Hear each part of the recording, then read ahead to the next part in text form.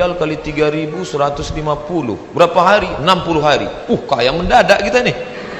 Iyalah, kerjanya apa? Ngasih nasi jamaah haji. Cuman ngasih nasi aja. Iya, ngasih nasi 150. Oke. Begitu sampai barulah kami tengok, rupanya satu hari 10 kloter.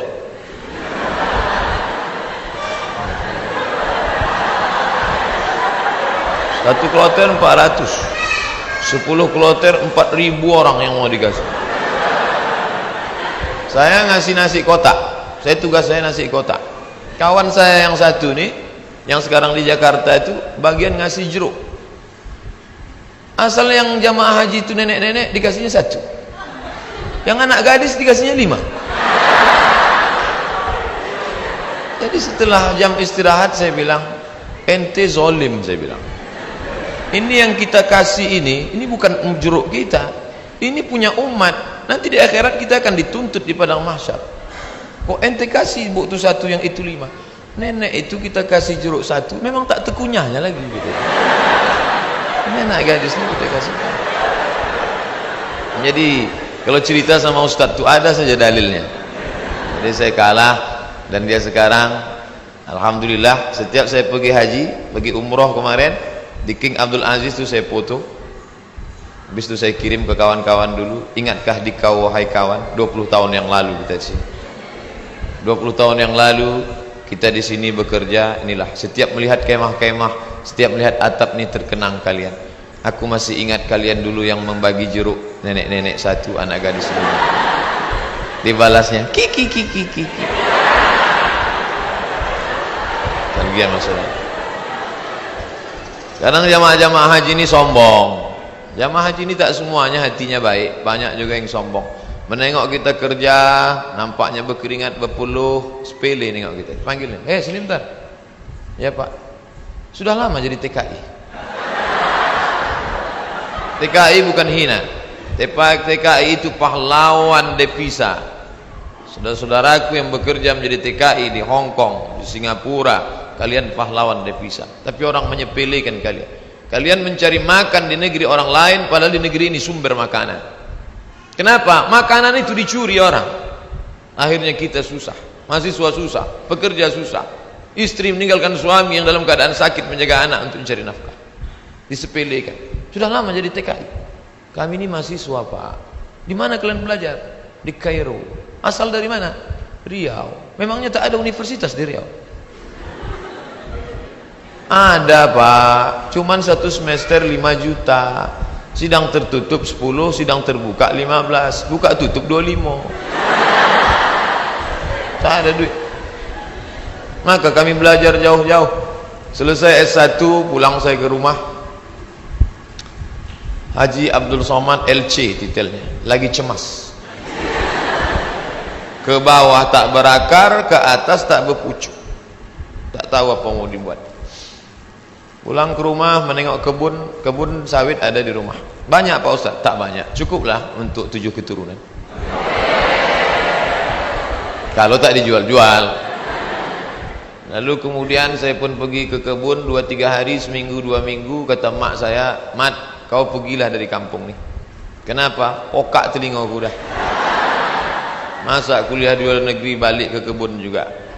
Akhirnya pergi saya ke Malaysia, melanjutkan S2 untuk menyelamatkan telinga mak saya. Ambil S2. Di mana sekarang Somad? S2. Negeri ini tidak menghormati ilmu. Sampai di Malaysia jumpa sama kawan-kawan dulu yang sama sekolah. Engkau di mana sekarang nih? Aku ambil master lah. Subsidi rumah, subsidi beasiswa, subsidi, semua dapat subsidi. Kita di mana? Di parkir motor di tempat yang jauh. Begitulah keadaan. Padahal sama-sama orang Melayu, bahasa kita sama, bentuk kita sama, hidung sama-sama jongkok. Tapi nasib dia tegak, kita sujud terus. Itu yang terjadi. Saya kuliah di UKM, Universiti Kebangsaan Malaysia. Banyak orang nanya saya, kenapa tak ambil UIA?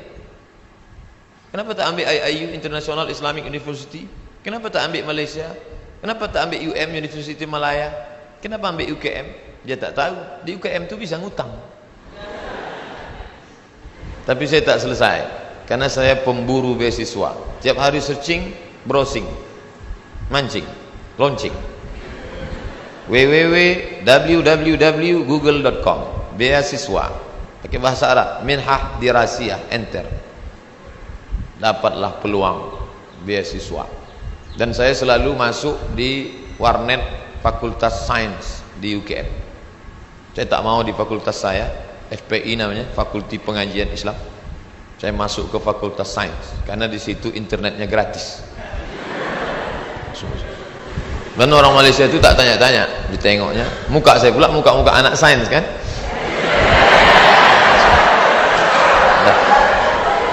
Dah, habis itu dapatlah info katanya ada satu negara menyediakan beasiswa.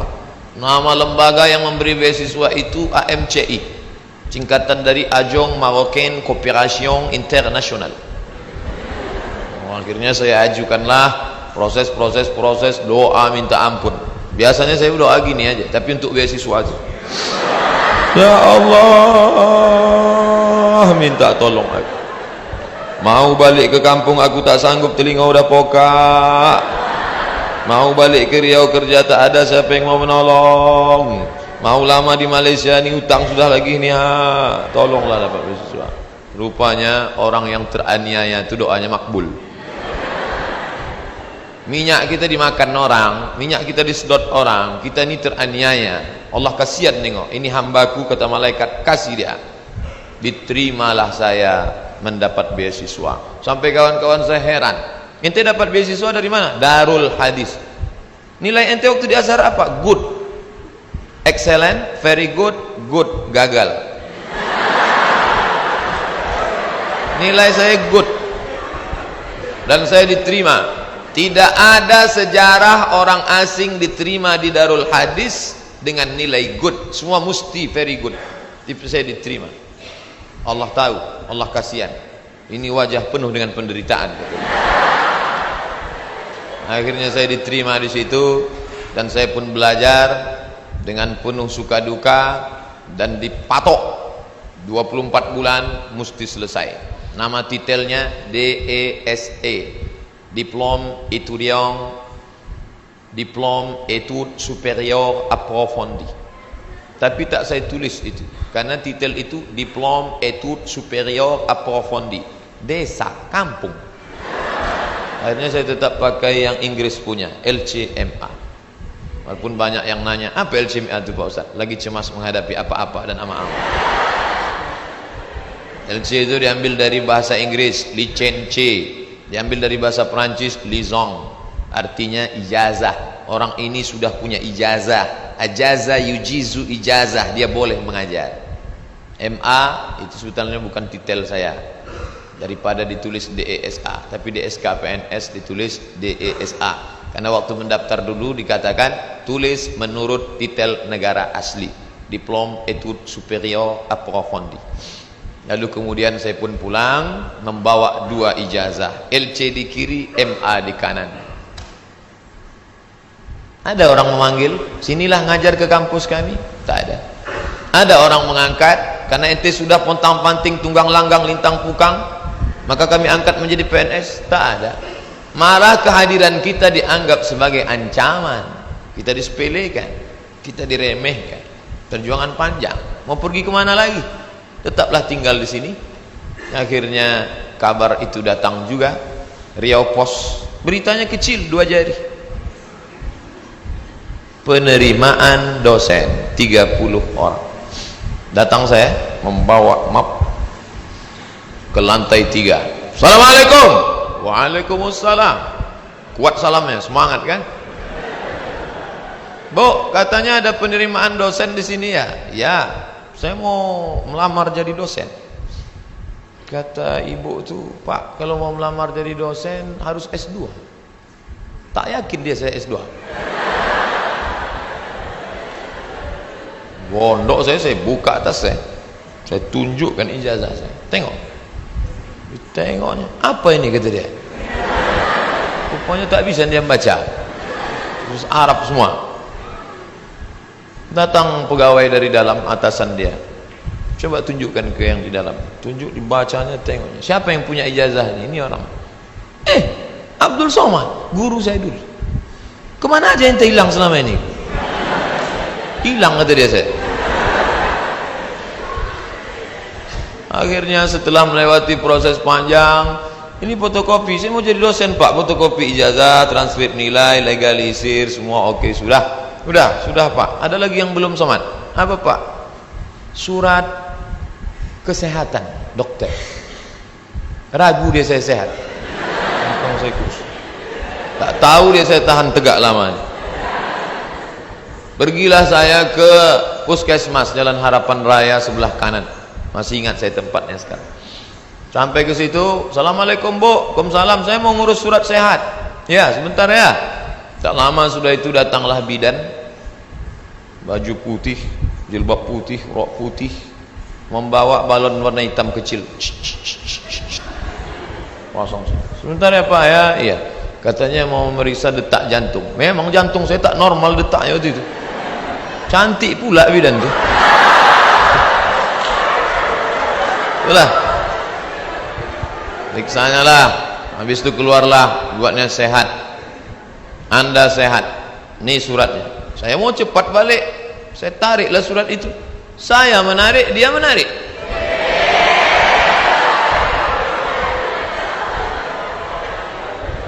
Saya tak paham apa maksudnya ini. Wani piro?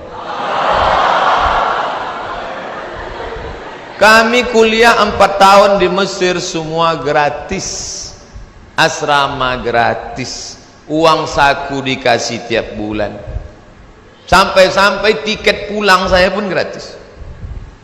Mesir itu bukan kaya macam Saudi Arabia, dia tak ada minyak, miskin Mesir itu, tapi bisa membiayai kami anak Indonesia 100 orang setiap tahun, dan yang kuliah di sana 74 negara. Fir'aunnya Husni Mubarak, terserah mau ngejek dia jahat, yang penting saya gratis kuliah 4 tahun dari Al-Azhar itu, walaupun bukan tanah dia, tapi itu dari wakaf Al-Azhar. Negeri ini kaya, gemah ripah loh jenawi, tongkat dan batu jadi tanaman. Di Mesir kalau diletakkan tanaman itu mesti disiram dengan air baru tumbuh. Di tempat kita campakkan aja batang ubi itu ke belakang, tengok besok pagi betunas walaupun sungsang. Ini negeri luar biasa, tapi orang belajar. Berapa banyak orang tua di negeri ini mau memasukkan anak sekolah SMP pun tak sanggup. Daftar ulang 14 juta. Doktor, dosen, golongan 4D ngobrol ke saya hati ke hati, aku tak sanggup menyekolahkan anak ini Ustaz Somad. Baru 2 yang sekolah, belum kuliah lagi. Mau jadi apa ke depan? Nah, jadi berkaca, Mesir luar biasa dengan Al-Azharnya, dan kami kuliah di situ. Sampai kawan saya ini suka makan cabai, mengunyahnya malas.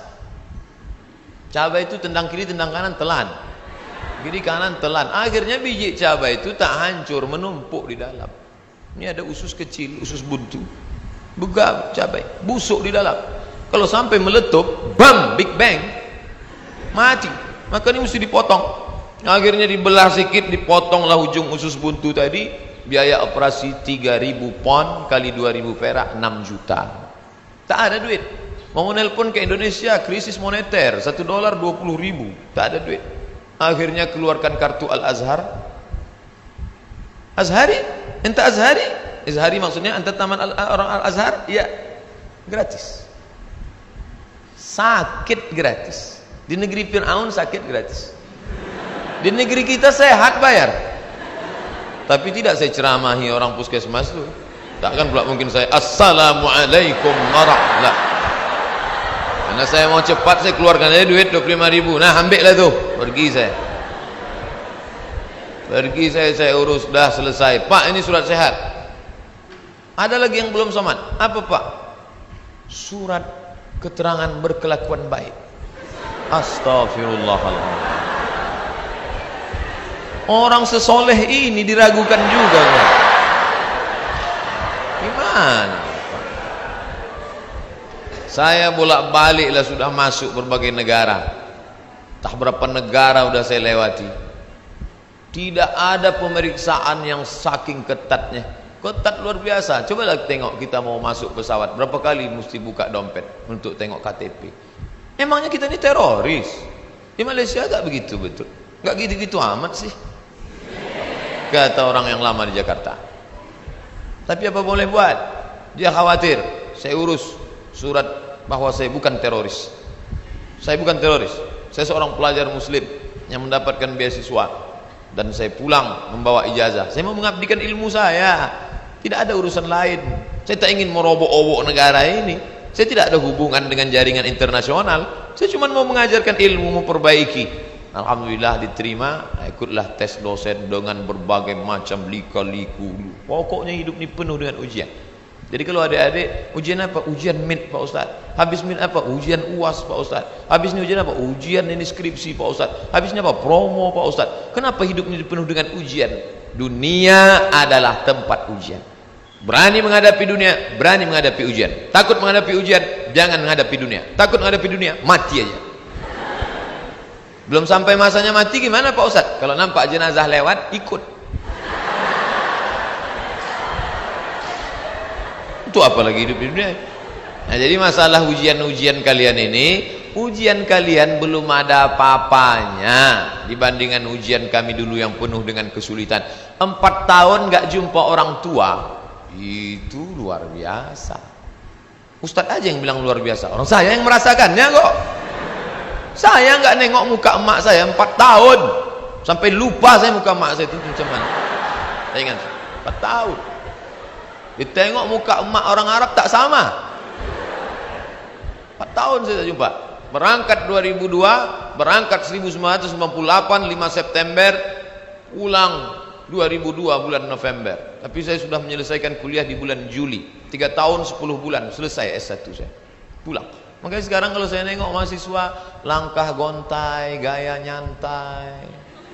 Ente semester berapa? Ente semester berapa?